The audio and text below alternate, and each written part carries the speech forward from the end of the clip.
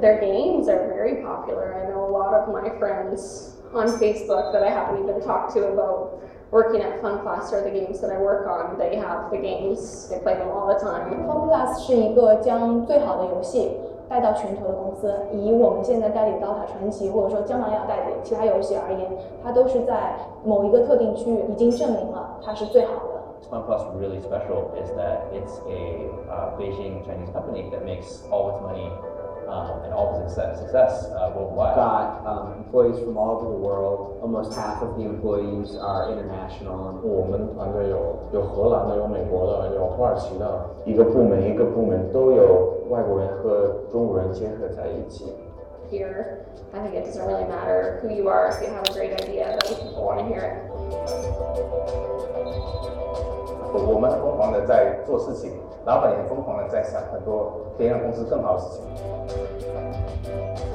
com2us really has a group of people that are super passionate about games and making cool and innovative games, takes the best care of their players and makes games that other game makers talk about as being really cool. 相信com2us肯定会成功，所以我会跟着他一起。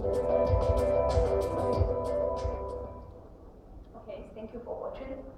And com2us was founded in 2010, and at the first beginning, it is a developer for Facebook web page games, and it is the number 6 in MAU worldwide and the number 1 in Asia. And last year, it expanded its business into mobile site. We distributed some mobile game in Southeast Asia and Taiwan and some regions. And now we have more than 300 employees across the world. We have Beijing office, we have New York office, we have Vancouver office, Kuala Lumpur, Bangkok, and more in Singapore will coming soon. Since it started, com2us triple or double its revenue every year, and thanks for the long lifetime of Facebook gaming, we have a lot of loyalty users, and they are accumulating more than 20 million fans in Facebook. And this is some titles we can see that in the pages, like Family Farms or Royal Stories that are on Facebook, and .arena or MT2 will be launched on mobile site.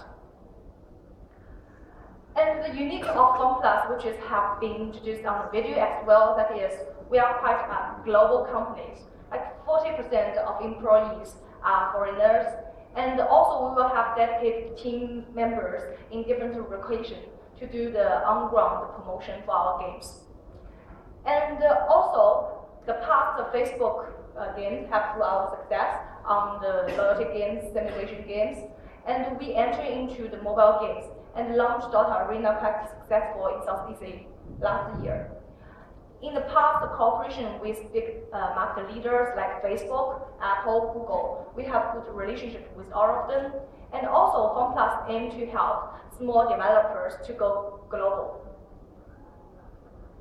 And then we're talking about what we do is that the marketing for mobile games for today. The emphasis about this title is on news. But why we put this quotation on new? Since all the methods I will mention today is not new or not is innovated for everyone here. It is some traditional ones. But in the past, few people used them in mobile industries because they have been seen out of date. But now something has changed. First, we have already witnessed the fast growth about mobile game in the past, and we all can focus that this trend will continue in the few years later.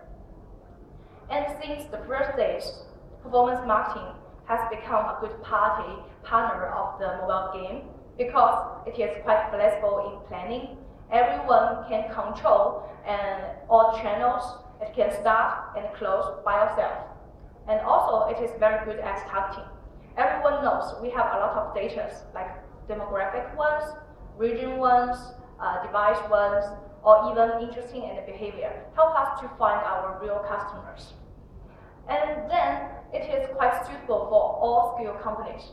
No matter you have 100 million in your budget or you only have $100, you still can find suitable channels to promotion your games. And also, of course, it is available to be tracked in all formats, and it is easy to calculate the ROI of it. So it is no doubt that we can see that performance marketing grew fast in the last decade. This pages about US online advertising revenue split. We can see performance marketing just gain share gradually in the last decade, and very fast in the past 10 years. But recently, it stopped for things like 2012. But on the other side, the branding ones, which is gain share back, which it lose a lot in past 10 years. Why it will happen on this part? Because in most of the mobile industry players' concept, that the traditional ones, the branding ones, is quite out of date, and it is being criticized because it cannot be tracked, cannot be measured, and it is only suitable for some traditional industry, maybe FMCG, auto, etc. But with the developer of mobile game users and the good of the branding status have been taken effect in the digital world as well. Talking about branding, marketing, what format you will think first? For me, it is TV commercials, because we all know that it is used frequently for all these traditional ones. This is a TV commercial we use for our upcoming launched game, MMT2, which will be launched this weekend in Singapore, Malaysia, Hong Kong, and Macau. Okay.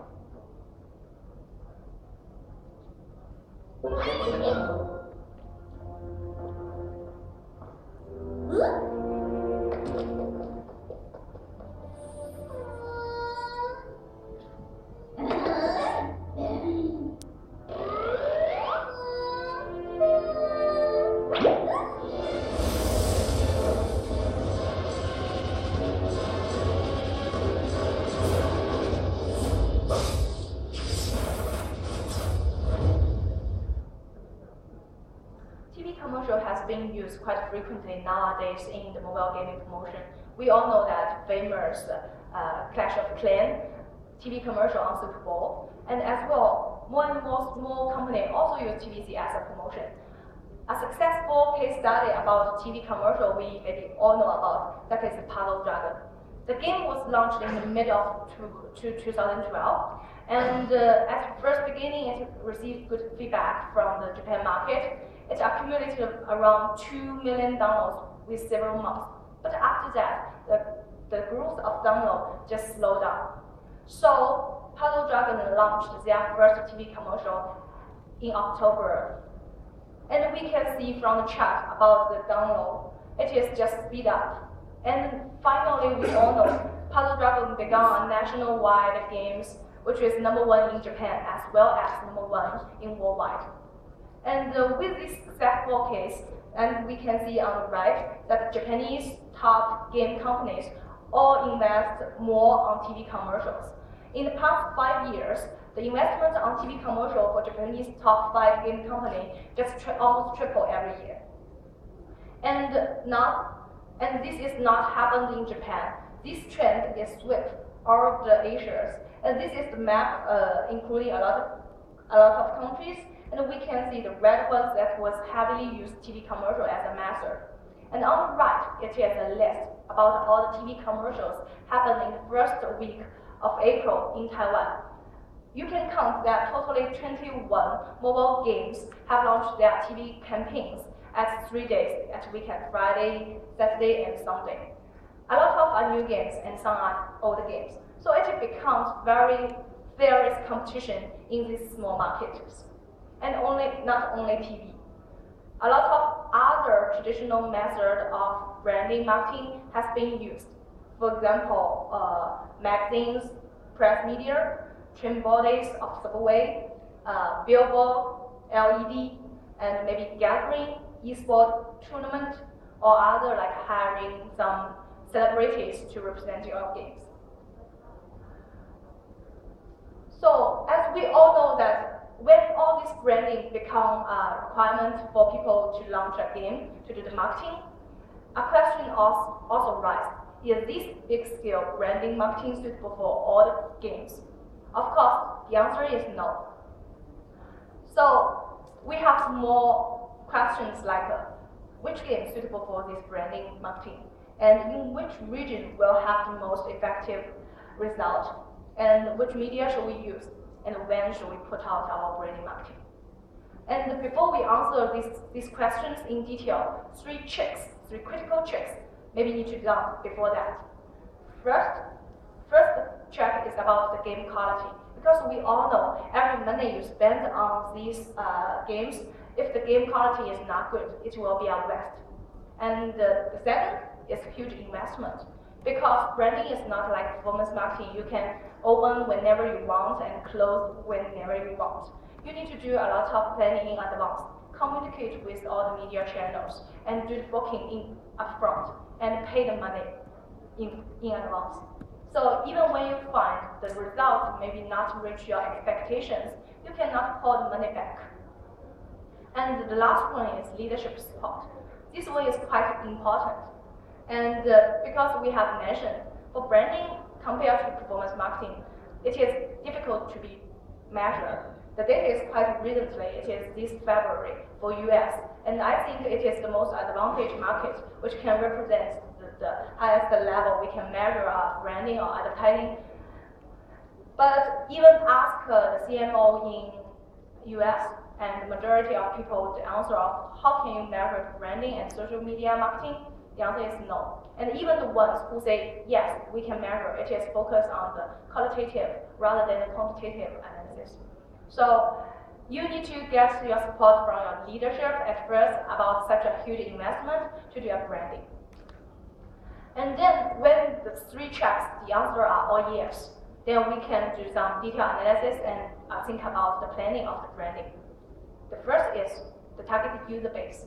As we all know, the game genre is really impact on the game's audience. If you have a casual game, of course, we will have reached more users than a hardcore game. And the mass media can help a lot on this to help you scale up your size. And the second is population concentrate. It is not only mean the concentration about the region, but also as the media concentration. Just like the example Puzzle and Dragon on TV. Because Japan only have 8 on-air channels. So hundreds million people watch the TV channel at the same time. And another is, if you want to buy a billboard outside some buildings, you must know about the traffic of the locations. If it is a very crowded places, maybe it's a good choice. So in Hong Kong, you can see a lot of billboards, but maybe in Russia, it's not. And then another is product circle. Different product lifetime depends on genre and the behavior of the customer. But it's really important for your decision to make a branding. In different regions, it also have different results. For example, in Japan or in China, most players will use performance marketing at first, taste the game, and the attractive first bench of the users.